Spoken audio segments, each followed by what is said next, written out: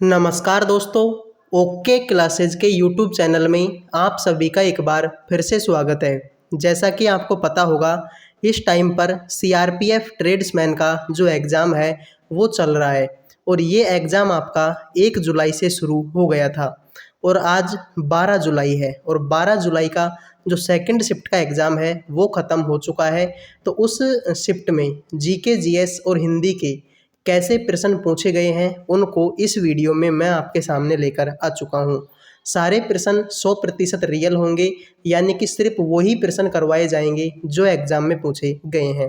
Demo के तौर पर आप यहाँ पर देख भी सकते हैं, जैसे कि ओएनजीसी की स्थापना, बाबर ने कौन सा युद्ध नहीं लड़ा, तूतीकोरिन बंदरगाह किस राज्य में हुआ, 2020 में रामानुजन पुरस्कार किसको मिला। तो इस टाइप के प्रश्न जो आपके पेपर में पूछे गए हैं उनको यहाँ पर करने वाले हैं। तो जैसा कि पहला प्रश्न आप देख सकते हैं, सिंधु जल संधि कब और किसके बीच में हुई थी। ठीक है, तो सिंधु जल संधि जो है 19 सितंबर 1960 को हुई थी। कब हुई थी? 19 सितंबर 1960 को। इस संधि पर भारत के प्रधानमंत्री जवाहरलाल नेहरू और पाकिस्तान के राष्ट्रपति अयूब खान ने हस्ताक्षर किए थे। ठीक है, तो यहाँ से देखो बहुत सारी चीज़ें निकल कर सामने आती हैं कि सिंधु जल संधि कब हुई थी? 19 सितंबर 1960 को। उस समय पर भारत के प्रधानमंत्री कौन थे? जवाहरलाल नेहरू थे। पाकिस्तान के राष्ट्रपति कौन थे? अयूब खान थे।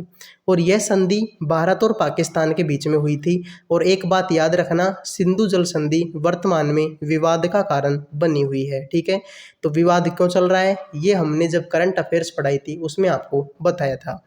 तो सिंधु जल संधि कब और किसके बीच में हुई? 19 सितंबर 1960 को भारत और पाकिस्तान के बीच में हुई थी।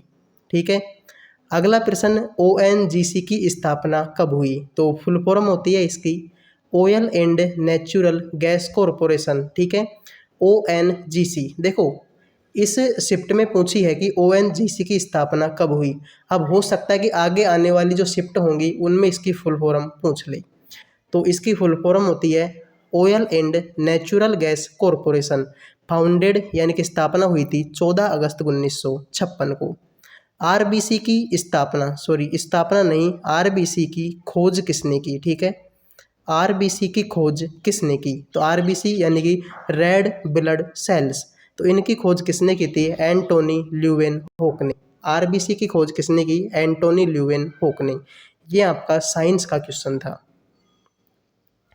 अगला प्रश्न कि बाबर ने कौन सा युद्ध नहीं लड़ा था। अब देखो ऑप्शन नहीं थे इसलिए करवा इसको नहीं सकते, लेकिन बाबर के द्वारा लड़े गए युद्धों को पढ़ सकते हैं। अब जो बाबर ने लड़े हैं वो ये युद्ध हैं, जैसे कि पानीपत का युद्ध कब हुआ? 1526 में। ठीक है, खानवा का युद्ध कब हुआ? 1527 में। घाघरा का युद्ध 1528 में। चंदेरी का युद्ध 1529 में। ठीक है, तो ये सारे युद्ध किसके द्वारा लड़े गए थे? बाबर के द्वारा लड़े गए थे। अब इनके अलावा जो आपके ऑप्शन में था वो इसका सही जवाब हो जाएगा कि बाबर ने कौन सा युद्ध नहीं लड़ा था। लड़ा कौन सा था? पानीपत का युद्ध 1526 में बाबर और इब्राहिम लोदी के बीच में हुआ था। खानवा का युद्ध 1527 में किस किस के बीच में हुआ? तो बाबर और किसके बीच में हुआ था? राणा सांगा के बीच में हुआ था। उसके बाद में घाघरा का युद्ध हुआ 1528 में और चंदेरी का युद्ध हुआ 1529 में। अगला प्रश्न है, भारत का सबसे ऊंचा या सबसे बड़ा स्तूप कौन सा है? तो जो केसरिया स्तूप है भारत का सबसे बड़ा स्तूप है, जिसकी ऊंचाई है लगभग 104 फीट। तूतीकोरिन बंदरगाह किस राज्य में है? तो तमिलनाडु राज्य के तूतुकुड़ी जिले में स्थित है। कौन सा बंदरगाह? तूतीकोरिन बंदरगाह। कहाँ पर है? तमिलनाडु में।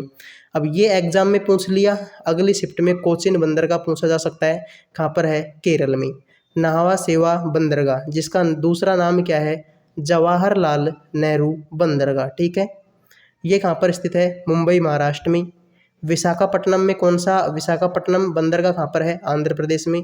और कांडला बंदरगाह कहाँ पर है? गुजरात में। ठीक है, एक सिंधु घाटी सभ्यता में एक बंदरगाह था लोथल बंदरगाह, ये भी आपके कहाँ पर स्थित था? गुजरात में स्थित था। ठीक है, कोचिन बंदरगाह केरल में। नावा सेवा बंदरगाह जिसका दूसरा नाम जवाहरलाल नेहरू बंदरगाह है, मुंबई में है। विशाखापट्टनम आंध्र प्रदेश में है। और कांडला कहाँ पर है? गुजरात में। तो तूतीकोरिन बंदरगाह किस राज्य में है? तमिलनाडु में। अगला प्रश्न, 2020 में रामानुजन पुरस्कार किसको मिला? बहुत अच्छा प्रश्न है, यह आपके सीजीएल एग्जाम में भी आ सकता है। तो 2020 में रामानुजन पुरस्कार किसको मिला था? डॉक्टर कैरोलिना अराउजी को। ठीक है, 2020 में रामानुजन पुरस्कार किसको मिला? डॉक्टर कैरोलिना अराउजा को। युवा गणितज्ञों के लिए रामानुजन पुरस्कार डॉक्टर कैरोलिना अराउजो को मिला। Institute for pure and applied mathematics, ठीक है, फुल फॉर्म IMPA की फुल फॉर्म होती है institute for pure and applied mathematics, जो कि रियो डी जेनेरियो में ब्राज़ील से गणितज्ञों को प्रदान किया गया था। तो 2020 में रामानुजन पुरस्कार किसको मिला स्टूडेंट्स? डॉक्टर कैरोलिना अराउजी को। अगला प्रश्न है, गर्मी के मौसम में सर्वाधिक ठंड कहाँ पर होती है? तो ऑप्शन के आधार पर इस प्रश्न को कर सकते हैं। देखो, वैसे तो जो सर्वाधिक ठंड लद्दाख में भी होती है, अरुणाचल प्रदेश का जो तवांग क्षेत्र है वहाँ पर भी होती है, उत्तरी भारत में भी सबसे ज़्यादा ठंड होती है। इसके अलावा हो सकता है कि ये प्रश्न विश्व की पूछ रहा हो, तो अंटार्कटिका में सबसे ज़्यादा ठंड होती है। तो ये प्रश्न जो है आपका ऑप्शन के आधार पर होगा कि ऑप्शन क्या थे।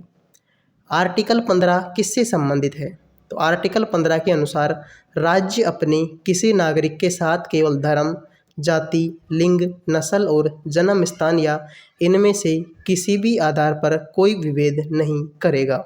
आपको पता हो तो आर्टिकल 15 के ऊपर एक फिल्म भी बनी हुई है। ठीक है, तो जो आर्टिकल 15 है वो कहता है कि किसी भी नागरिक के साथ धर्म, जाति, लिंग, नस्ल, जन्म स्थान किसी के आधार पर भी भेदभाव नहीं किया जाएगा।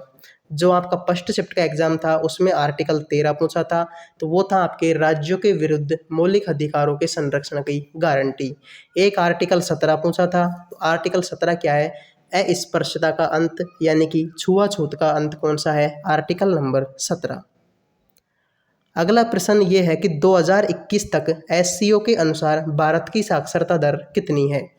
तो भारत की साक्षरता दर 2011 में 74.04% थी, जो 10 सालों में करीब 5% बढ़ी, तथा 2022 में साक्षरता की दर 77.7% दर्ज की गई थी।